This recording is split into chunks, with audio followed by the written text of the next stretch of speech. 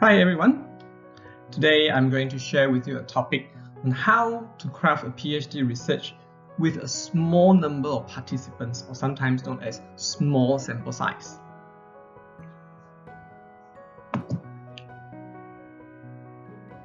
Yesterday I made a round to a wet market in our city, and as I saw all these commodities, I was thinking, how many of our masters or PhD students are always thinking about getting a big sample size, like the commodities here, the bananas, the fish, and the vegetables, the big sample size in order to have statistical power for generalization.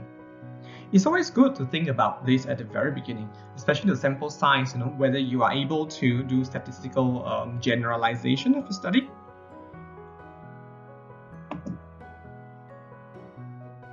However, sometimes you may come across this issue of not being able to have a sample size big enough for statistical generalization, like what you see in the picture here. Before we answer that question, we had to think of reasons why we have small number of sample size. Number one, maybe it is because of a resource constraint. We don't have enough time or even money to get a big sample size. Or maybe it is because of method constraint.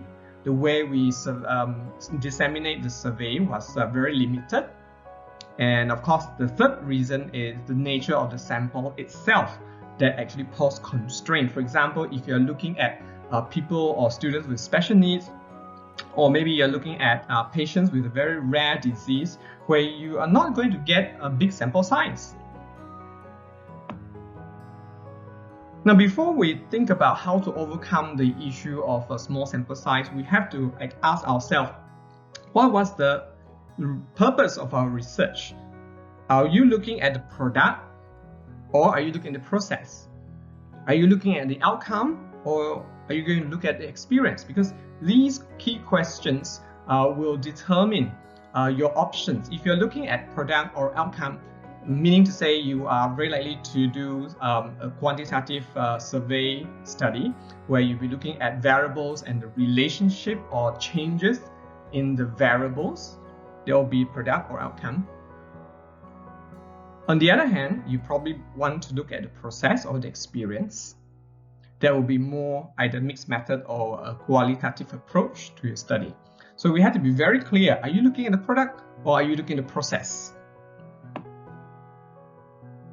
Now, let's say you didn't think about sample size at the very beginning and you wrote your problem statement, research questions, and so on and so forth until the point where you are ready to collect data. Then you discover that, oh gosh, I can't have enough sample size, or the number of respondents is simply not enough for generalization, statistical generalization. So what are the options? The options is probably you can look at it from the perspective of case study, multiple case studies. For example, it can be individual, depending on your level of analysis. It can be individual, it can be a community or cohorts or groups. Okay, you study them as a case. Please refer to some of my videos about using inductive or deductive reasoning in case study approach. Okay. Now, the second one is probably you can look at single subject design. That is, if you plan to carry out an experimental research. Now, single subject design is actually quite popular, based on my understanding, in special education. So do look out for some of these journals actually that use single subject design. Now, the third possibility is maybe you want to do a phenomenological study, the lived experience of a phenomenon based on a theory, maybe. Okay, and of course, the number four is you can try to think about probably an ethnographic study. But ethnographic study is usually used in the study of culture, where the researchers look at the acts, activities, and events of the people or the community. Right? So these are the four options that you can think about. Let's say you discover that your sample size is not big enough. What should you do? All right? So consider these four options. Now, if you want to change your research design, I would encourage you to go back to re-look at your problem statement, your research question, and the corresponding research objectives. You might need to restructure them. You might need to go back to the literature and to identify the gap.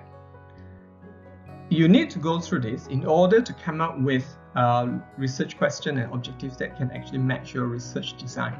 Now, again, you can refer to some of my videos that talk about matching problem statement, research question, and research objectives. Now, these are the 3 takeaway points that I can share with all of you.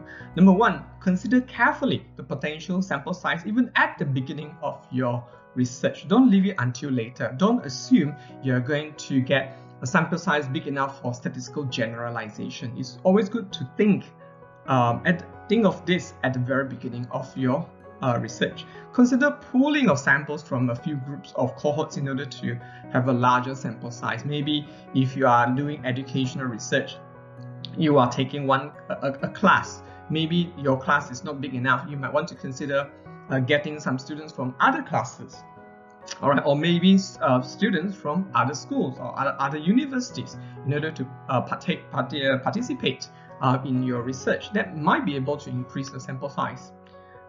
Now, the third point is always consider a plan B, okay, in case plan A doesn't work.